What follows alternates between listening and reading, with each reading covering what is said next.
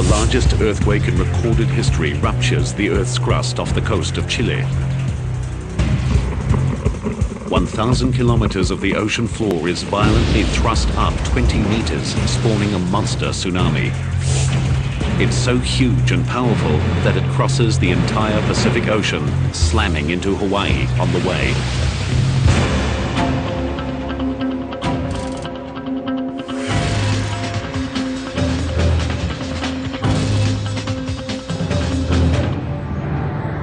This time, technology installed since the 1946 quake warns residents of Hilo Bay 5 hours in advance.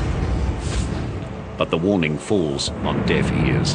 In the preceding 12 years, about 3 out of 4 alarms had turned out to be small tsunamis. So instead of inspiring fear, let's get away from this potential disaster, I think it inspired curiosity, because it is a fascinating phenomenon. Let's go down and watch.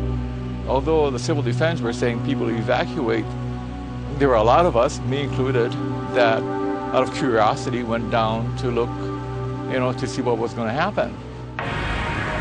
Local real estate agent Al Inouye and many others assume that because this wave is coming from the southeast and Hilo faces the north, the bay will be spared. They are wrong. Just after midnight, the first wave strikes. You could hear people yelling and screaming behind me that were being caught in the wave. That was an experience because, and it still stays in my mind, all this screaming and yelling, and I couldn't do anything about it. Dawn breaks on a nightmare. 61 people are dead and more than 700 buildings destroyed or severely damaged. The 1960 tsunami took locals and experts by surprise. After thorough study, scientists discovered a remarkable aspect of the tsunami.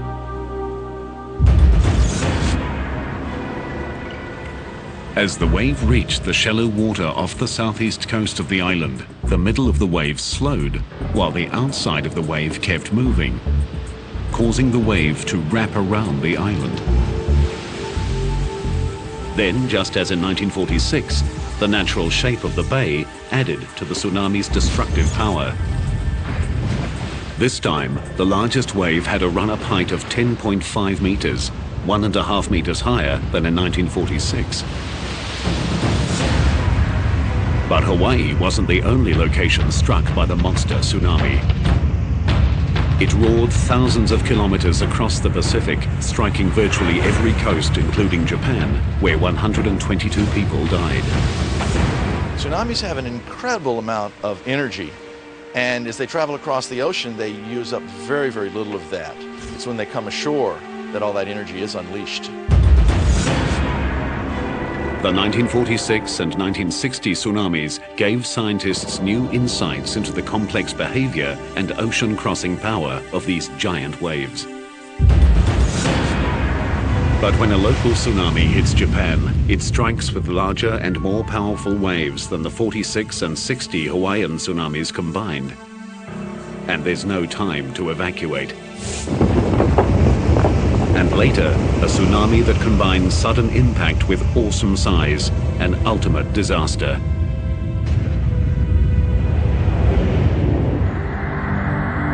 Second only to Hawaii, Japan is the most tsunami-prone location in the Pacific. The Japanese have been hit so many times by these giant waves that they created the word tsunami, meaning harbor wave, to describe these terrifying events. These waves can come from as far away as Chile or as close as 80 kilometers offshore. The locally generated tsunamis pose the greatest danger. They strike within minutes of being formed and with awesome power.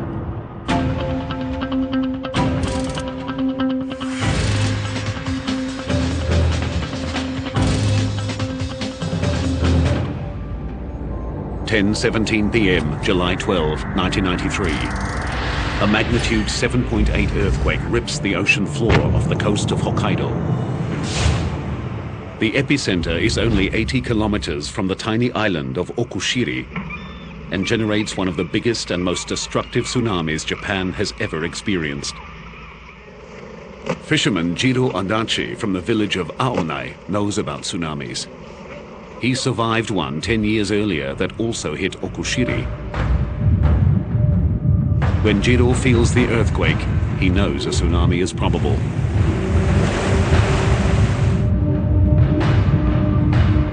He quickly evacuates his wife and children from their seaside home, sending them to higher ground in the car while he shuts off the gas.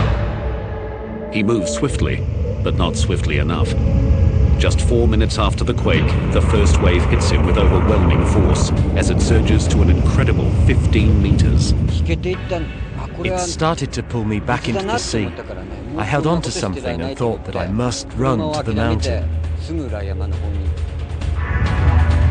Somehow, Jiro manages to find firm ground. He flees to the safety of a nearby hill.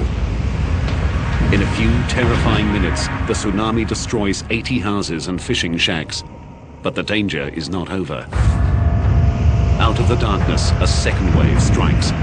Homes, boats, cars and trucks, spared by the first wave, are smashed to pieces. Fires erupt as gas pipes burst. Aonai is under siege.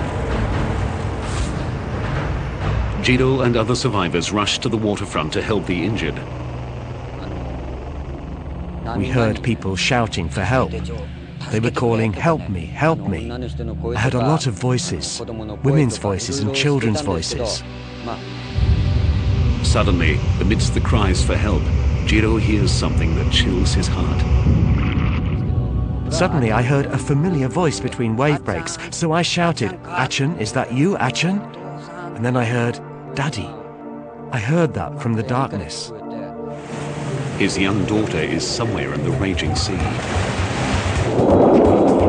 As Jiro's family fled, the tsunami's first wave rolled their car and hurled them into the ocean. Jiro dives into the turbulent waters.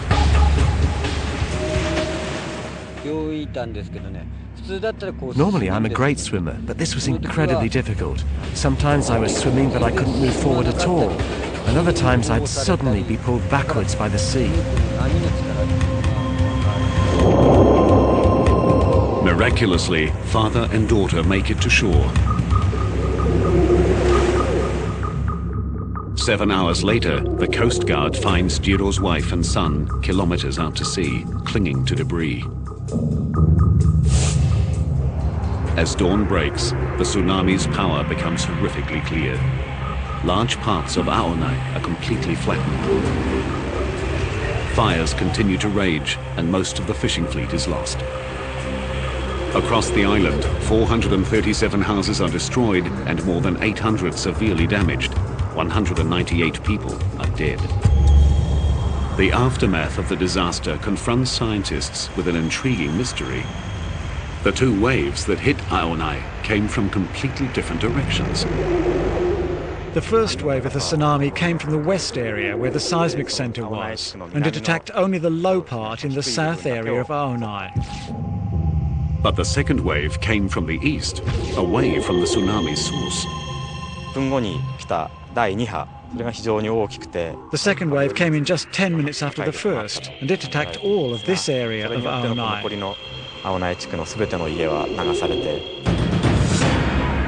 The first wave that hit the west coast of Okushiri came directly from the source. But then, just like in Hawaii, the tsunami wrapped around the island, creating a second wave that struck Aonai from the opposite direction. But the wraparound effect does not explain why the tsunami hit Okushiri with such brutal force. The reason is the extreme proximity of the event which created the tsunami. After a tsunami is generated, it radiates out like ripples on a pond. As the ripples expand wider and wider, the energy spreads out over a larger area. The closer the source of the tsunami is to the impact zone, the more concentrated the energy. Okushiri was only 80 kilometers from the source, so it received the full brunt of the tsunami. Just north of Aonai, the waves reached a staggering 31 meters. Today,